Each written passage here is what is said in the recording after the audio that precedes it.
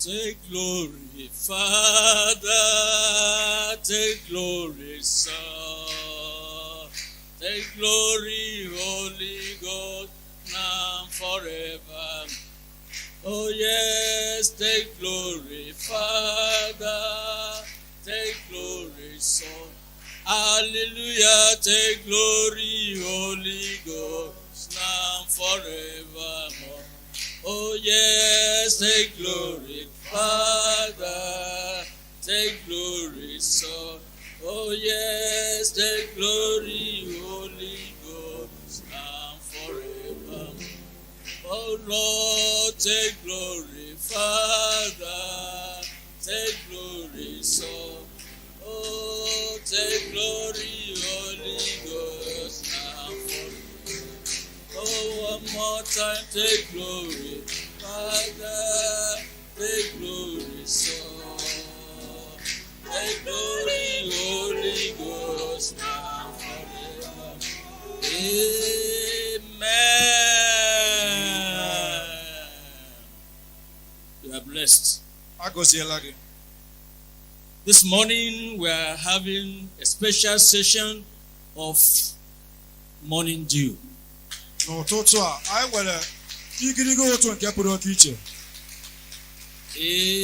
Amen. Whether you call it, tell it to Jesus, or you call it a thought with the Lord, or you call it morning dew, important thing is that the blessing of God will come upon you and abide in Jesus' name.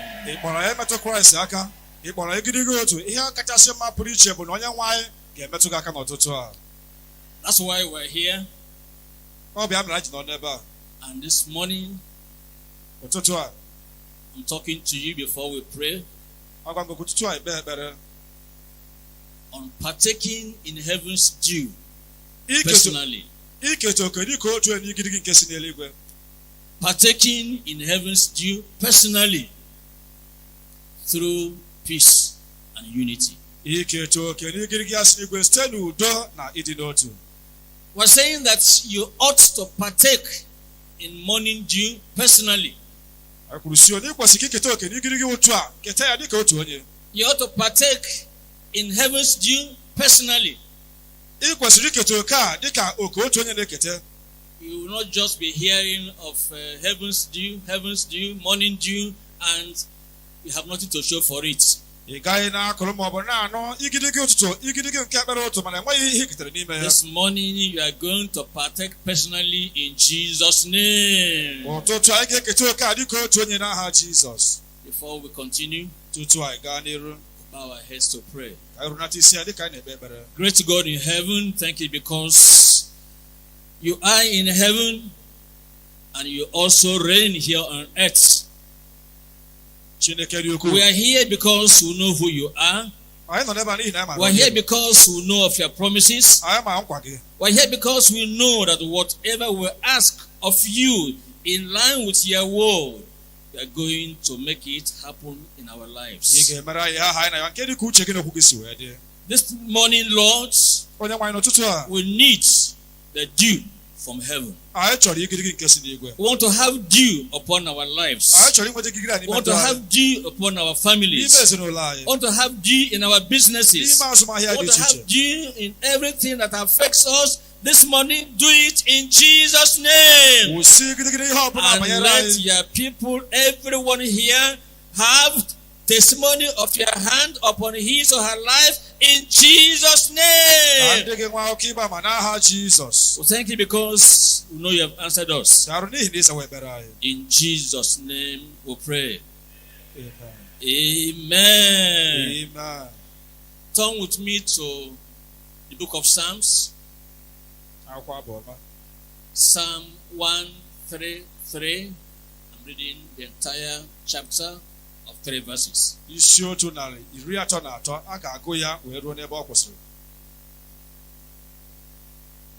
Psalm 133. Are you there? Now, verse 1. Behold, how good and how pleasant It is for brethren to dwell together in unity.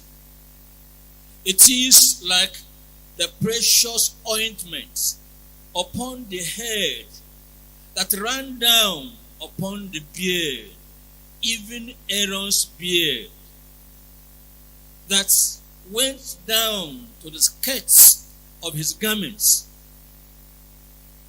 Now comes the story.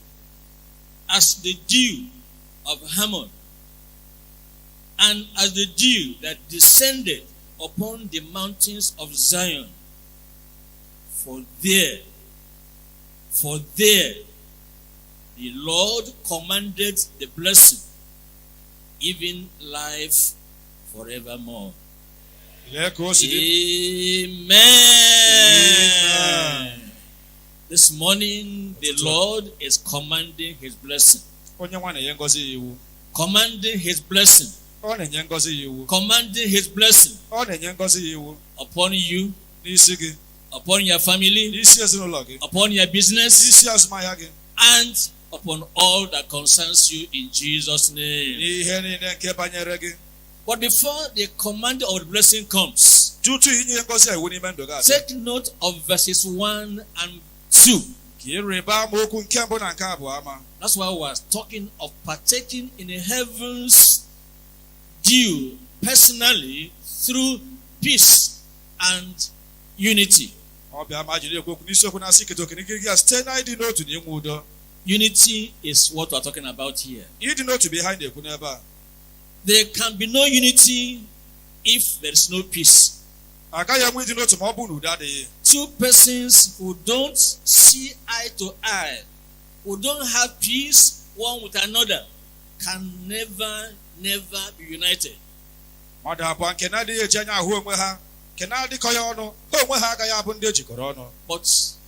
let peace come. Jenny, peace. When such peace comes, what follows is unity. And then comes the blessing. It will happen this morning in Jesus' name. 3 things we're looking at. 1. Peace with God. 2. Unity with the brethren. Number 3. Praying with agreements. 1, 2, 3. And then you are ready for your blessing. I said 1, 2, 3. Then you are ready for your blessing. It will happen in Jesus' name. Number 1, peace with God. We must talk of peace with God, because that is the beginning of it all. The Prince of Peace, that's God the Son. Without him there can be no peace, but in him we can have peace. And when you have peace with God, you are able to live peaceably with men. Then you can unite with men. Then you can agree with men. And you pray together, and God answers your prayers in Jesus' name. Amen.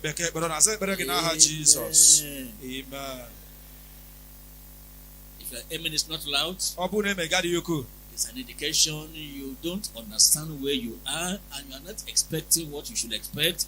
But this morning, God will surprise you in Jesus' name. Amen and amen. Now, Romans chapter 5.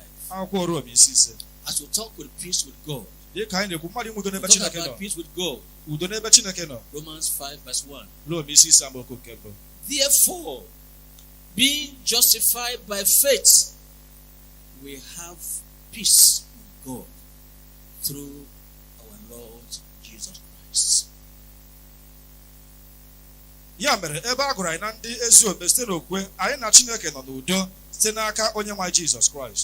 If you are justified, it means you have been saved by grace through faith. And Jesus Christ is the Savior.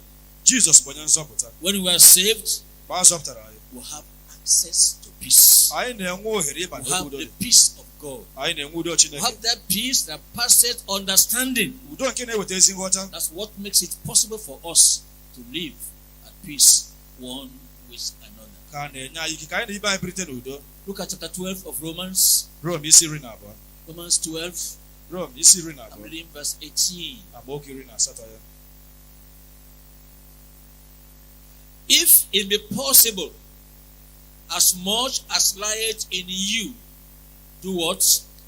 Live peaceably with all men. It says, if it be possible. It may not be possible in all cases. There may be men who have refused to be at peace with you. But it says you will make efforts. Take measures. Do your best. Don't discard it. Go a second time. Go a third time. Make effort to see whether you can be at peace with all men. But assuming it's not possible with all men, it should be possible between you and your brother. Between you and your sister, there must be peace with the brethren. If you are not at peace with the brethren, if you are not at peace with your pastor, if you are not at peace with your wife, if you are not at peace with one that is a genuine believer, then something is wrong somewhere. It's either the thing is with you, or something is influencing you to do the contrary. But this morning, the Lord is able to deal with it in Jesus' name. Peace with God, peace with the brethren. We need it in this church. We need it in your family. There's no reason for father to be fighting with the children. No reason for husband to be fighting with the wife. No. Whatever is the case, even if somebody backslides, God forbid. If you married as a Christian, something happened, and your spouse backslides, all the same. All the same. As much as light within you, as much as light within you, live peaceably in that family. God will open doors. God will open doors. Doors that Satan is not able to close. Doors that the enemy cannot close at any time. Because you are anchored in Jesus. Because you are connected unto Him. And He will hold you unto the end in Jesus' name. Amen. Number 2, unity with the brethren. Jesus Christ in John chapter 17. Jesus now calls you John. He prayed. He was praying for an experience. Necessary experience in the life of the disciples that was going to make them to be one. That was going to unite them, so that the preaching of the gospel that He was handed over to them was going to bear fruit. Look at John 17, verse 1. This word spake Jesus, and lifted up His eyes to heaven, and said, Father, the hour is come. Glorify Thy Son, that Thy Son also may glorify Thee.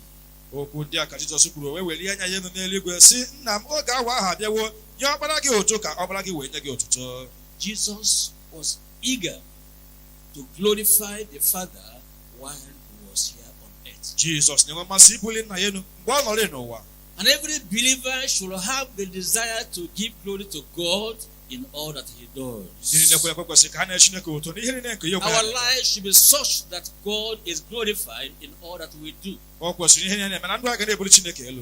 your life glorifies God, then you are ready for the blessings of God at all times. And in verse 17, now the prayers. Sanctify them through thy truth.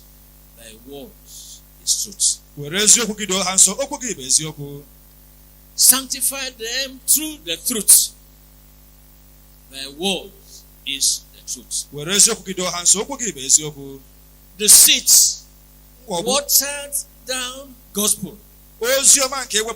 Watered down word that does not emanate from the Father, that cannot be called the word of God. That is not the truth. And that does not sanctify. That does not make holy. That's why if you're in this church, we have prayed it this morning, that you will be there on Monday to study God's word. And you will be there on Thursday to get revived. Revival should not just be a weekly affair. It should be a daily affair. Because the word of God is to be taken in by us as food for our soul on a daily basis. Daily intake of God's word. Daily blessing for you and for your family. Amen. Amen. You must take in the word of God daily. Take enough of it on a daily basis. If you must have a daily blessing from the Lord, God will be faithful to his word and to you in Jesus' name. Now, verse 21, that's where we are going to.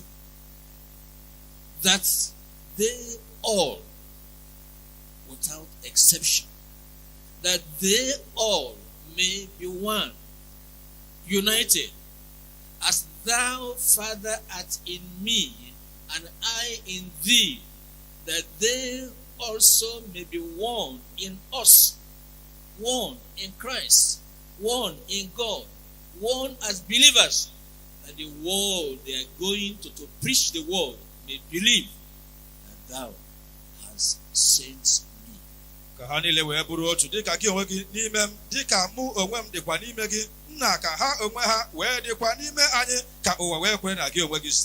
Jesus says, without unity, we are going to preach in vain. Without unity, we will pray in vain. Without unity, they hear the voice of the woman. Because the man has refused to bring that money. They are fighting, they are quarreling. Jesus is saying that will make the preaching of the word of God ineffective. So we must be one. One with the Lord. One with the brethren. One in our family. The family altar is not going to be a place to throw stones. It's a place for fellowship. It's a place to bring our petitions, our needs before the Lord. It's a place to rejoice and praise the name of the Lord. It's a place to become deeper in the things of the Spirit. It's a place for God to visit the entire family. And from this day onwards, God will come afresh into your family, and God will visit you on a daily basis in Jesus' name.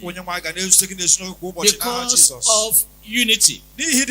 Bring back unity into your family and begin to enjoy the blessings of God.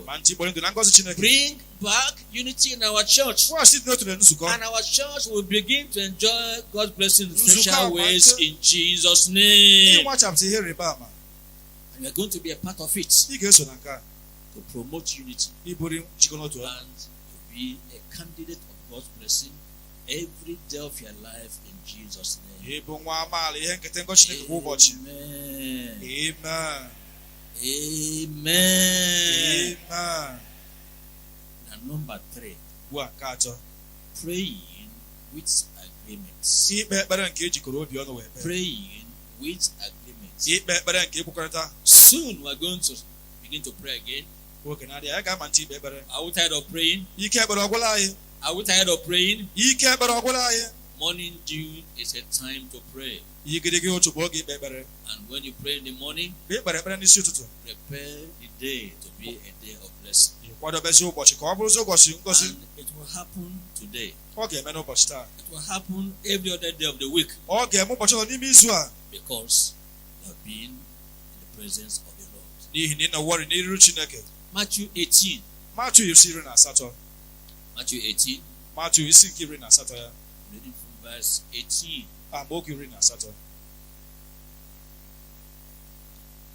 Verily I say unto you, whatsoever ye shall bind on earth shall be bound in heaven. I take it again. Verily I say unto you, whatsoever ye shall bind on earth shall be bound in heaven. Amen. And whatsoever ye shall loose on earth shall be loosed in heaven. Now, I want to stop here. I want to go back to unity. Now it says, verily I say unto you. That word you can be one person, can be 2 persons, can be many persons. Now whatsoever ye shall bind on earth. The word ye is never for one person. That word ye is plural. It's an old form of the plural form of you. What am I seeing here? When it comes to binding, effective binding, it's not just you doing it. You need an helper. If there is something to bind in the family, you cannot do that effectively unless you have somebody helping you. You have an helpmeet.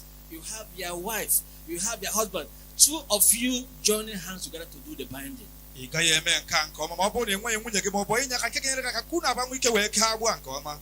it this way. Have a child.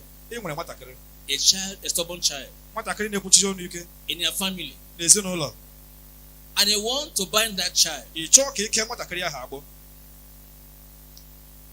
doing it alone. How long will it take you to do it? You are tying the hands. It's stretching the leg. It's stretching the leg. You want to tie the leg. And the young boy, the young girl, whoever that person is, stubborn child, is resisting you. At the end of the day, you may sweat and the stubborn child tears the tin and runs away. True or false? But now, let mommy hold the leg. And daddy is holding the hand. He ties the hand and it goes to the leg. That will be effective binding. Because husband and wife have joined hands together to do the binding. The same thing in the church. When pastors join hands together with their members. When workers have an agreement one with another. In the zone leader is working together with the members they are doing the binding together. It will be effective binding for all of us in Jesus' name. One say, don't do your binding alone because that is not scriptural. Jesus said you. And talking about binding, he said ye. It's as clear as anything. Telling us, telling you, telling me, don't try to bind all alone. Because your success, if at all, is going to be minimal. This morning we are in for maximum success in Jesus' name. That is why we must not minimize unity. Now in verse 19. Again, I say unto you, that if two of you shall agree on earth as touching anything that they shall ask, it shall be done for them of my Father which is in heaven. Amen. Amen. Two of you. Yes, you can pray alone, no doubt. You can lock yourself up in your closet and you pray alone. But it says, when two of you agree on earth and ask in prayers, the answer is guaranteed. The answer is assured. If you pray in the name of Jesus, and you are praying according to the word of God, it will be done. It will be done. I say it will be done. Look at it. Ecclesiastes chapter 4.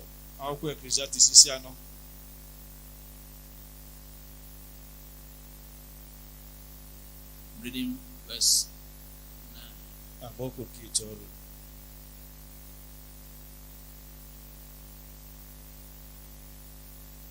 Two are better than one. Two are better than one. Yes, one person can pray. One person can attempt to bind. But the binding, the praying is better when two persons are doing it together. When more than two, more than three, more than four, when a good number is agreeing together, asking of the Lord what they need from Him. Because they have a good reward for their labor. Laboring together in prayers brings a good reward. This morning, you are in for a good reward. This morning, the Lord is going to reward your being here. This morning, what you need from God is, as you pray, the Lord will give you in Jesus' name. Amen. Rise up now. We're going to pray.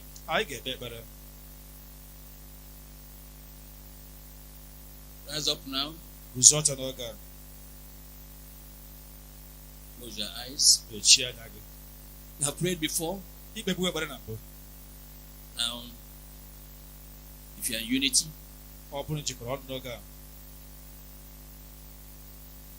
count it down.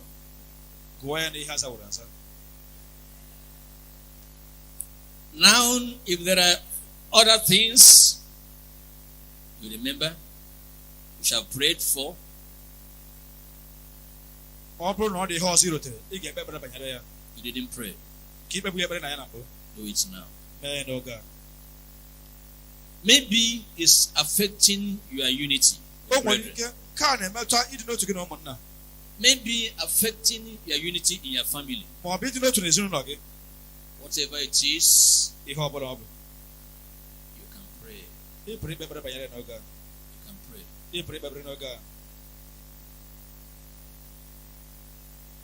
Jesus says in verse 20 of that place where we read, Jesus, 2 or 3 gather together in his name, is there in the midst. I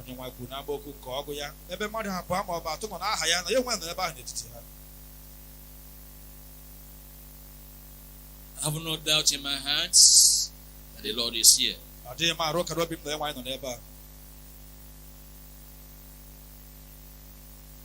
And because he's here, he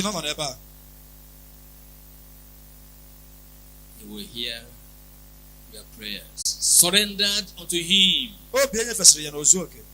A heart united with him. A heart united with the brethren. And we're agreeing together this morning. The Lord, he will do it. The Lord, he will do it. He will do it. He will do it.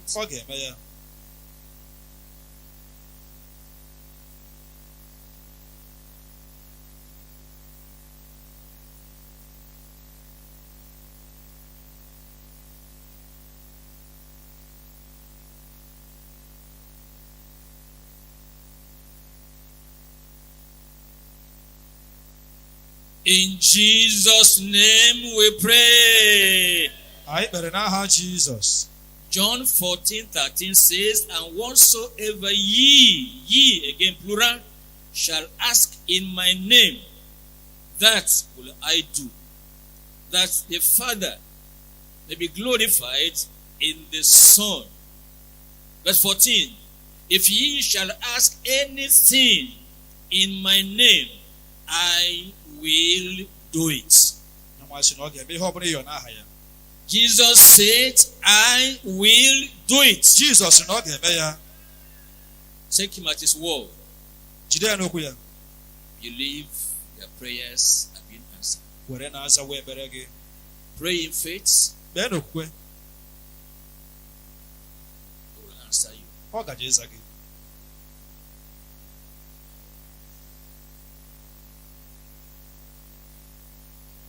Jesus the same yesterday, today and forever. He is the same today. He is mighty to save. Jesus the same yesterday, today and forever. He is the same today and mighty to save. Jesus the same yesterday, today and forever. The same today and mighty to save. Jesus the same yesterday, today and forever. Is the same today. What he did of old, he's able to do today. What he did in years gone by, he's able to do today. Believe God.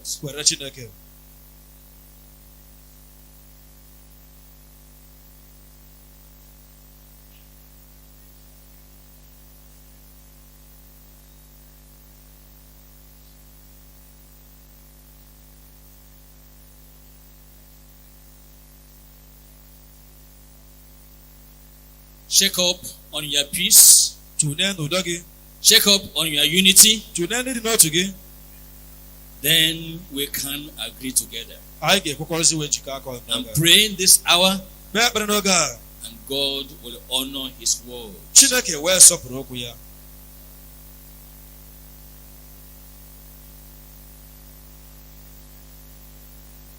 In Jesus' name we pray. Amen. Listen to this. Our first morning due this month, we prayed. And a pastor in another region connected with the meeting with the son in the hospital. After the prayers, he called later in the evening and said that my son I told you about was admitted. We connected this morning, the morning dew, and were discharged.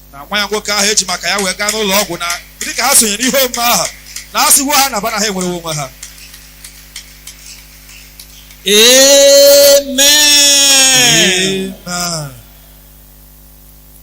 I told you this to let you know that this morning it is your turn.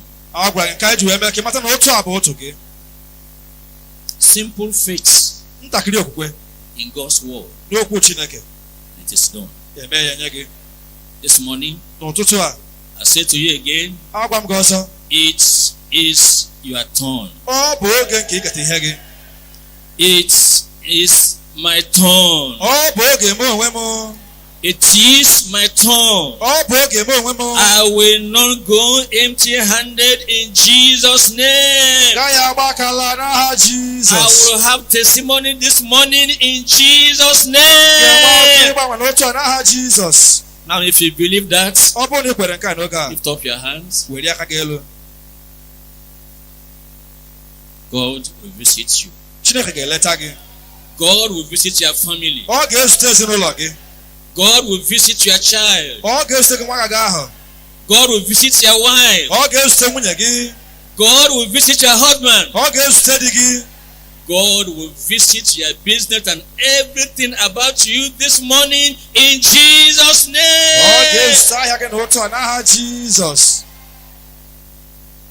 Remember, whatever you have asked of the Lord in prayers, believe. My business here, as I stand here, is to agree with you in prayers. And with our agreements, based on our unity together, it is done. I say it is done. Father, in the name of Jesus. Father, in the name of Jesus. Thank you this hour for your people who have been in your presence from early in the morning until this hour, expecting a touch with you and telling you all about their needs. And now, Lord, it is the time for the dew from heaven to come upon all, to come upon sundry, according to your promise. Do it now in Jesus' name. Lord, instead of cursing, from the enemy, this morning I pronounce your blessing, the blessing from the dew that you have commanded. Let it come upon your people one by one in Jesus' name.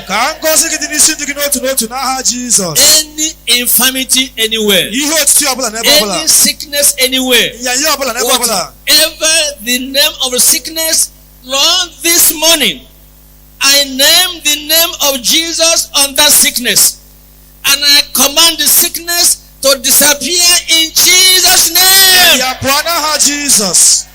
Be healed of your infirmity in Jesus' name. Be healed of every sickness in Jesus' name. What I'm asking,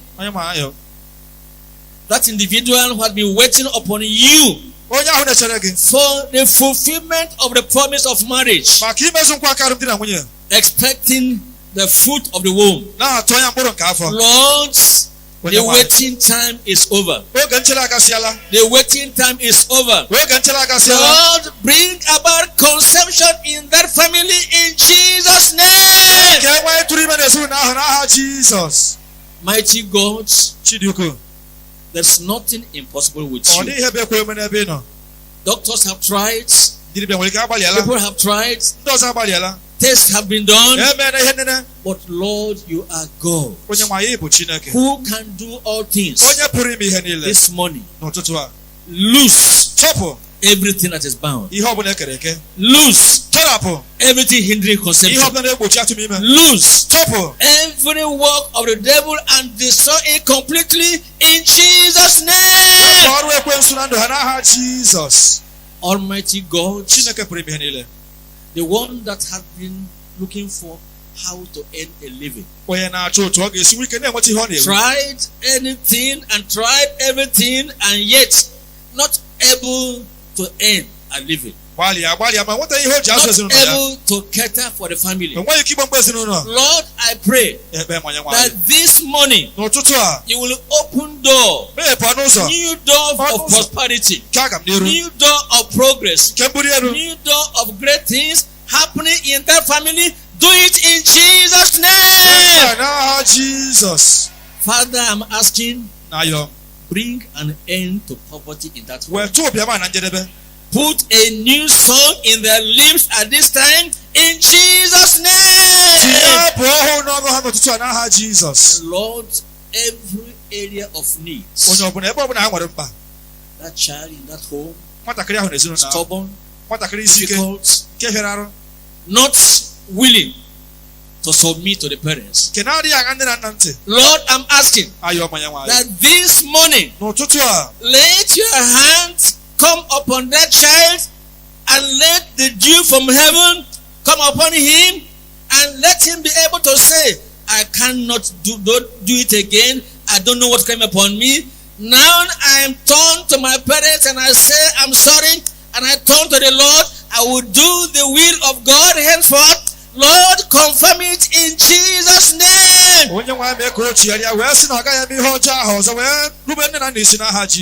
heartache that has been in our family as a result of the child, this morning is the end of the heartache. This morning is the morning of peace. This morning is the morning of rest. Have your peace. Rest in the Lord in the name of Jesus. And Lord, let your people, everyone here, receive a definite touch from you, an evidence and a proof that the dew from heaven has come upon you. When dew comes, the weather is cool. The heart is cool. The family is cool. Everything cool. Do it for everyone here in Jesus' name. And Lord, give a miracle. A miracle for morning dew to everyone here present according to your word in Jesus' name. Do it, Lord. Do it, Lord. Do it, Lord. Do it, Lord. And rejoice the heart of your people in Jesus' name. Amen. Amen.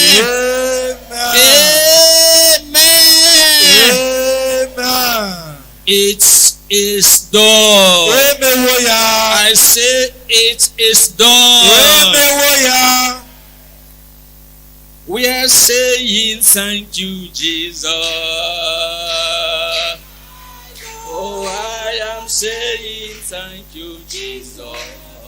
Thank you, my Lord. Oh, we are saying thank you, Jesus. Oh, we are saying thank you, Jesus. Thank you, my Sing with joy. We are saying thank you, Jesus. Thank you, my Lord. We are saying thank you, Jesus. Thank you, my Lord. Oh, I am saying thank you, Jesus. Thank you, my Lord. We are saying thank you, Jesus.